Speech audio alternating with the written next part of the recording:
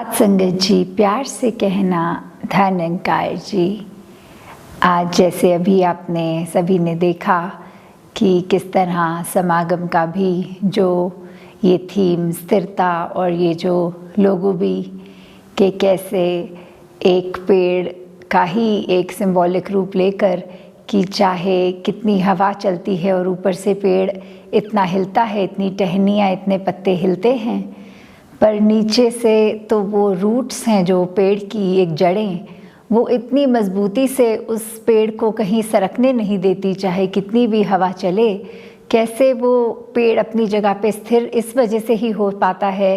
क्योंकि उसकी रूट्स इतनी गहरी और मजबूत पकड़ रखती हैं। तो ऐसे ही अगर हम देखें कि किस तरह जीवन में हमें स्थिर अगर होना है तो कुछ भी घटनाएं घटती रहेंगी तो हम ऊपर से तो चाहे कितने भी अस्थिर हो सकें, पर अंदर से जो एक स्थिर के साथ जुड़ने से ही स्थिर होना कि अगर हमारी रूट्स ही ये विश्वास इस ज्ञान पर, कैसे इस निराकार पर हम जब पूर्ण विश्वास कर लेते हैं तो ये हमारा मजबूती ये विश्वास की ही हमें स्थिर रखती है। फिर वही होता है कि चाहे कितनी भी संसार में आंधियाँ हमारे जीवन में आएँ उस रूप में, पर फिर वो ठस से मस एक भक्त नहीं होता, अपने जीवन में बिल्कुल इस ठहरे हुए के साथ ही ठहरा हुआ होता है। जैसे उदाहरण में कि अगर कोई पानी का भी लें जहाँ एक ठहराव तो वो हो गया कि ये पानी एक जगह पे ठहर गया है और वो गंदगी का काम कर रहा है, फिर उस पर मच्छर भी पनप रहे हैं और कैसे फिर वो एक कोशिश रहती है कि पानी को ठहरने ना दें। और दूसरा ठहराव अगर पानी का देखें कि अगर मिट्टी वाला पानी है और उसको कहीं रख दिया जाता है तो उसकी मिट्टी नीचे को सेटल हो जाती है और ऊपर एकदम वो ट्रांसपेरेंट क्लियर वाटर फिर बन जाता है। तो कैसे फिर अगर हम ठहराव की अपने मन की अगर बात करें यहाँ, तो हमें किस तरह का ठहराव लाना है कि ऐसा कि इतनी सारे जो सोच विचार मन में चल रहे हैं उनका ये स्विमिरन द्वारा इस निरंकार से ध्यान जोड़कर जब मन में शांति आती है तो फिर वो ऐसा ही ठहराव हो जाता है कि चाहे डिस्टर्बिंग थॉट्स होते हैं वो एकदम काम डाउन होकर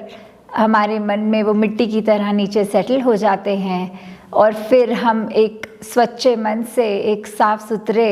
एक प्योर फीलिंग से ही आगे बढ़ते हैं और ना कि हम उस पानी की तरह हो जाते हैं जो अपने आप में इतना गंदा कि सेटल ही नहीं हो पाता और अगर सरफेस पे लगता भी है तो उस पे सिर्फ कीड़े और मच्छर ही पनपते हैं। तो वो किस तरह की स्थिरता हमें चाहिए वो हम खुद ही सोच लें और निर्णय कर लें कि इस निरंकार प्रभु परमात्मा, इस साथ संगत, इस ईश्वर से जुड़ेंगे तो सच्चे रूप में स्थिरता आएगी। और जैसे ये भी आज संगत में लगातार ही हमें सुनने को मिला, किस तरह एक ज्ञान के बाद जो एक विवेक का रोल होता है, कैसे हमारी ये चेतनता हमारे साथ होती है कि ज्ञान लेने के बाद हमारी रिस्पॉन्सिबिलिटी इतनी बढ़ जाती है कि हर कदम हमारा फिर निरंकार से जुड़ के ही हो, क्योंकि जिस वक्त इस निरंकार को हमने भुला दिया तो वहाँ हमसे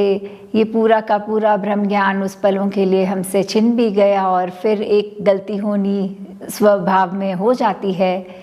तो दातार सभी पे कृपा करे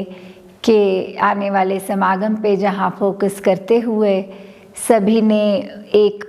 उस भाव से कि फिज़िकली तो समागम न ही रहा इस साल, पर कैसे घरों में बैठे एक समागम का भी जहाँ आनंद लेना है और सेवाओं में भी कंट्रीब्यूशन अपने उस तरह जिस रूप में भी घर बैठे कर सकें वैसे ही करके सेवा इस बार प्रवान होनी है। तो दातार कृपा करे सभी पे कि एक चेतनता को सामने रखते हर समय एक एक बोल, एक एक कर्म अपना तोल के ऐसे करी जाए और मन को इस निरंकार प्रभु से जोड़कर एकदम स्थिर किया जाए। साथ संगत जी, धनंकार जी।